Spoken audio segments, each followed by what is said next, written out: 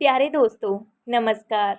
उम्मीद करती हूँ कि भगवान की कृपा से आप सभी खुश होंगे और सुखी होंगे।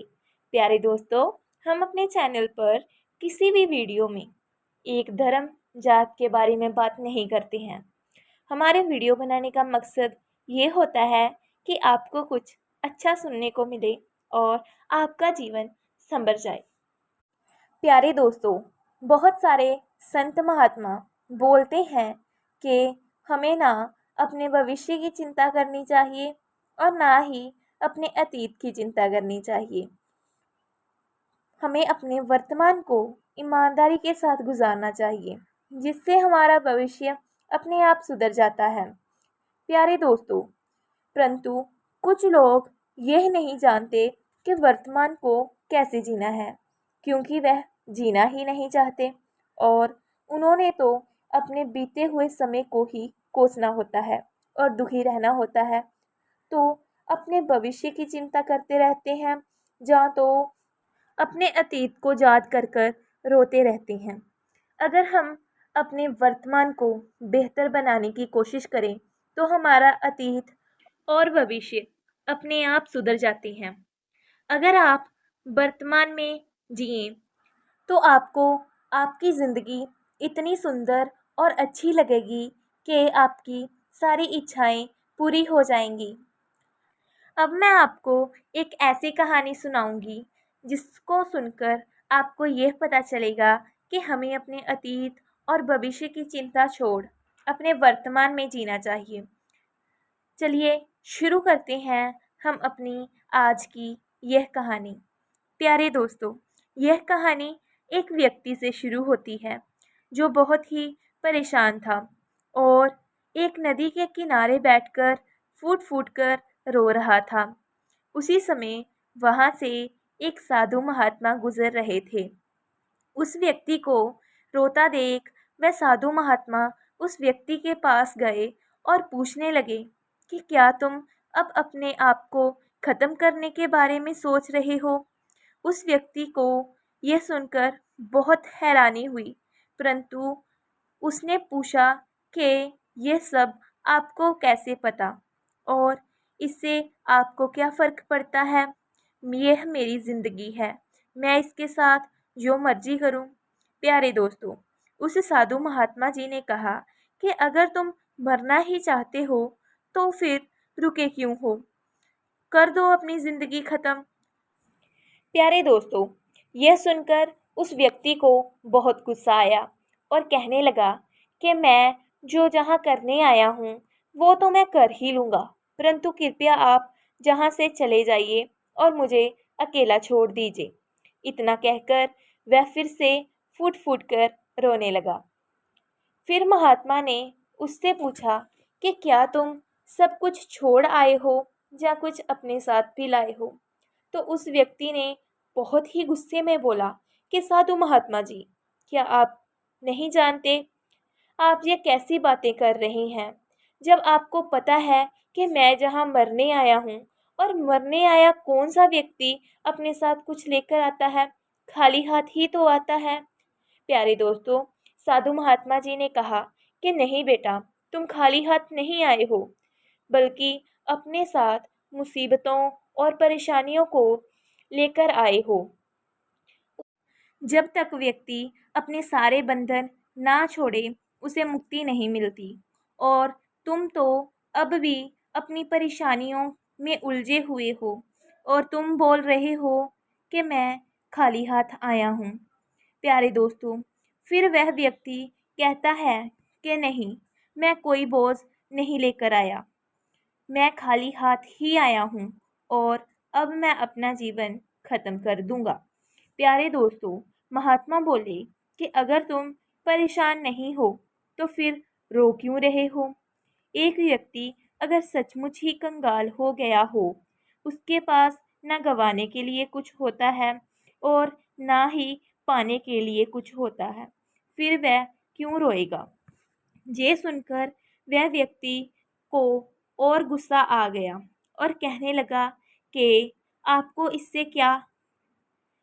प्यारे दोस्तों, दुखों का बोझ उस व्यक्ति के अपने कंधों पर ही उठाया हुआ था। यह बात वह साधु महात्मा भी जानते थे। साधु महात्मा ने फिर से बोला कि तुम इन मुसीबतों और परेशानियों के बोझ के तले दबे हुए हो। तुम्हें इन मुसीबतों और परेशानियों के बोझ को यहीं पर उतार देना चाहिए। कब तक तुम इतना बोझ उठाते रहोगे? जैसे ही उस व्यक्ति ने साधु महात्मा की यह बात सुनी, उसी समय उस साधु महात्मा जी के वह व्यक्ति पैरी पड़ गया और बोलने लगा कि महात्मा जी, अभी तक मुझे कोई नहीं समझ पाया। जहाँ से पहले भी बहुत सारे लोग गुजरे थे, परंतु किसी ने मुझे ये सब नहीं पूछा था। पूछना तो क्या था, मेरे अपने घर वालों ने भी मुझसे कभी यह ना पूछा कि तुम्हें क्या परेशानी है। मुझ पर कभी किसी ने ध्यान ही नहीं दिया था। फिर वह व्यक्ति बोला कि महात्मा जी, क्या आप मेरी इस समस्या का हल कर सकते हो? वह साधु बोले कि बेटा, समस्या कहाँ है? तो उस व्यक्ति ने कहा कि मेरे घर में समस्या है, आपको मेरे साथ मेरे घर चलना होगा। उस व्यक्ति को समझाते हुए साधु ने कहा कि समस्या तुम्हारे घर में नहीं है, बल्कि तुम्हारे मन में है। क्या तुमने कभी अपने अंदर देखने की कोशिश की है? अगर नहीं की तो तुम्हें अपनी सभी और समस्याएं ही नज़र आएंगी।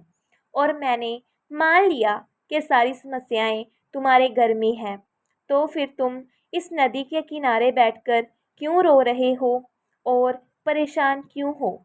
तुम्हें तो जहाँ पर खुश होना चाहिए था, और तुमने बोला कि मैंने अपने सारे रिश्ते नाते छोड़ दिए हैं, तो तुम्हारी समस्याएं भी वहीं छूट जानी चाहिए।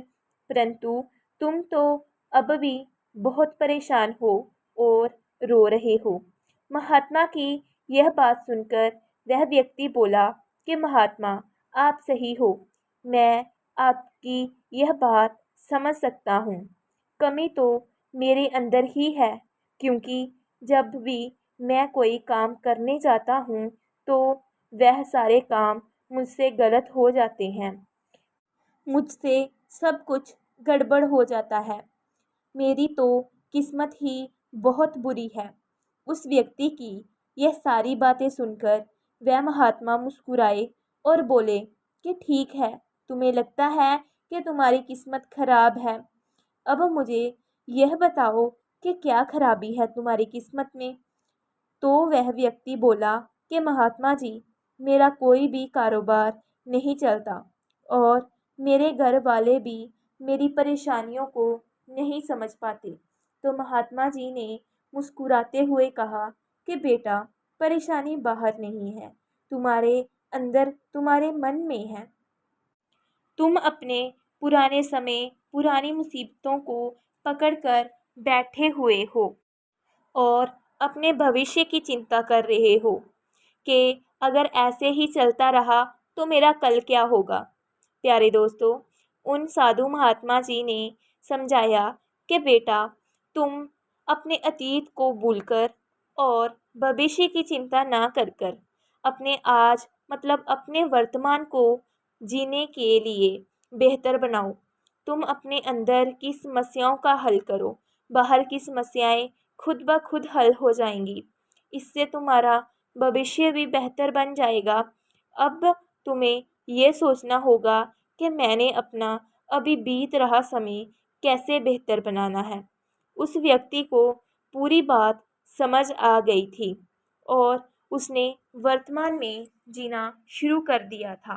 प्यारे दोस्तों, हमें सभी संत महात्मा भी यही समझाते हैं कि हमें अपने अतीत को भूलकर अपने भविष्य के चिंता किए बिना अपने वर्तमान में जीना चाहिए और वर्तमान को बेहतर बनाने की कोशिश करनी चाहिए। इससे हमारा जीवन खुद ब खुद अच्छा बन जाएगा। प्यारे दोस्तों, यह थी हमारी आज की वीडियो। उम्मीद करती हूँ कि आपको हमारी आज की यह वीडियो पसंद आई होगी। अगर वीडियो पसंद आई है तो वीडियो को लाइक और चैनल को सब्सक्राइब कर लीजिए और कमेंट्स में अपने अपने विचार भी ज़रूर लिखना जी। अगर कुछ गलत बोला गया हो तो प्यारे दोस्तों माफ़ करना जी। तब तक के लिए bye bye. Thanks for watching.